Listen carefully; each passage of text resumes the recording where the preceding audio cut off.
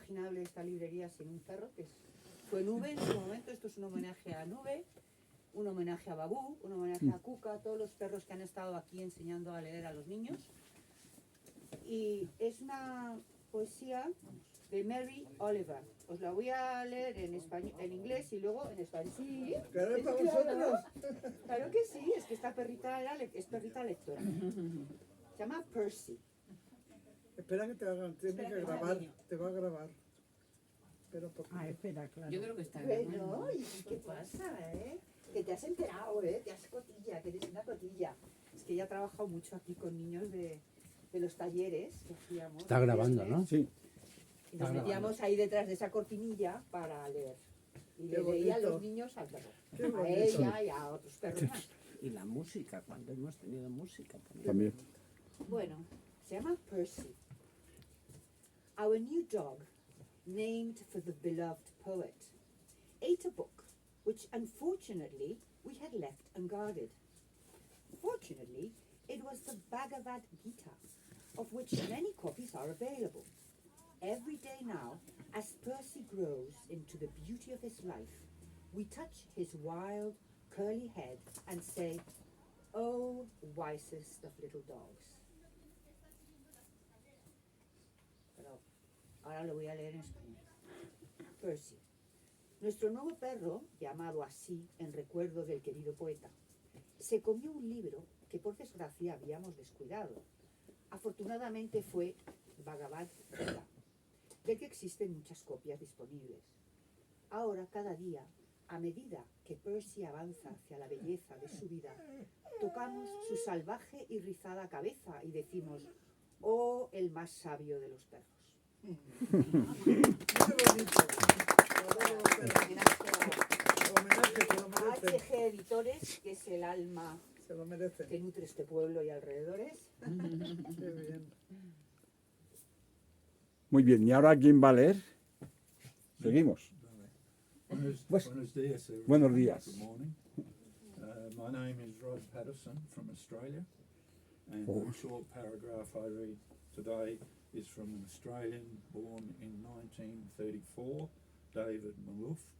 He has written quite a bit of poetry as well as short stories and novels, and he taught in university in Brisbane and also New South Wales. And this piece comes from one of his short stories, The Valley of Lagoons. ¿Puedes hablar un poquito más alto? Can you raise your voice? I'll try. Vale. Perdón, ¿le habéis entendido? No. Bueno, Bueno. entonces, I'm going to translate you. Él es australiano y, Y en inglés, claro, claro. claro.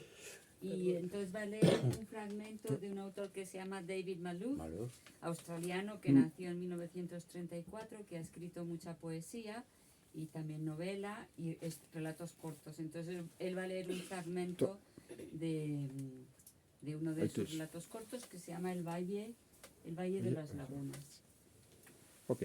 Y este hombre fue profesor también en una universidad, etcétera. Creo que no ha muerto, no lo sé si.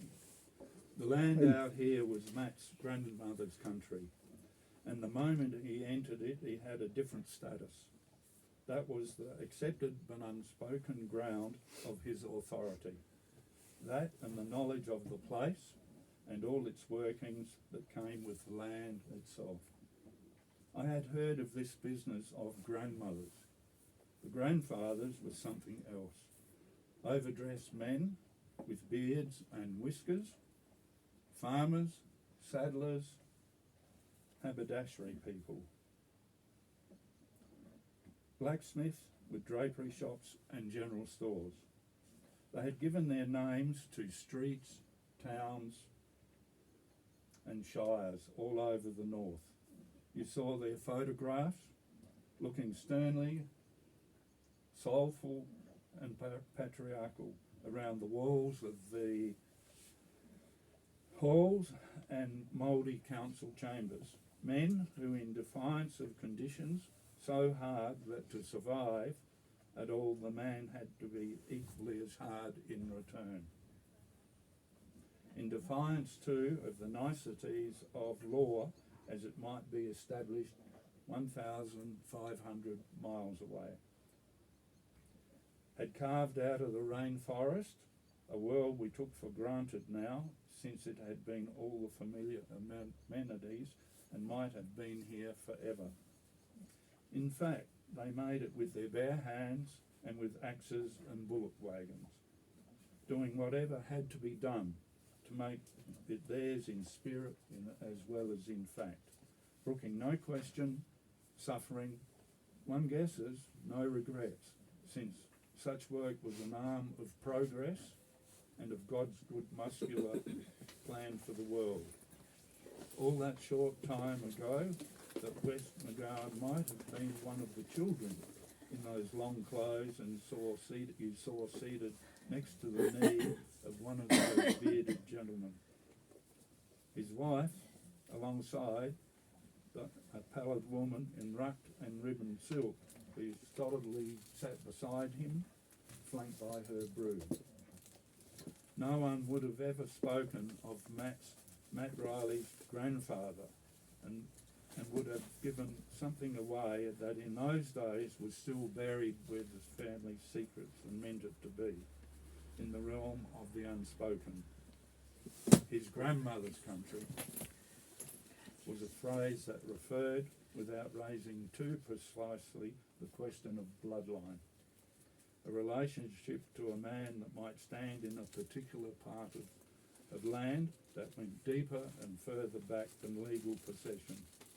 When used in town, it had that implication, ease of picking up, but not to be articulated, a nod of the knowing.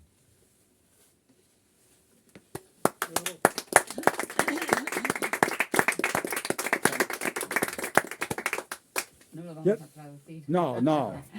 Es la manera de, aunque yo no entienda nada, la manera de leer me gusta. Muy bien.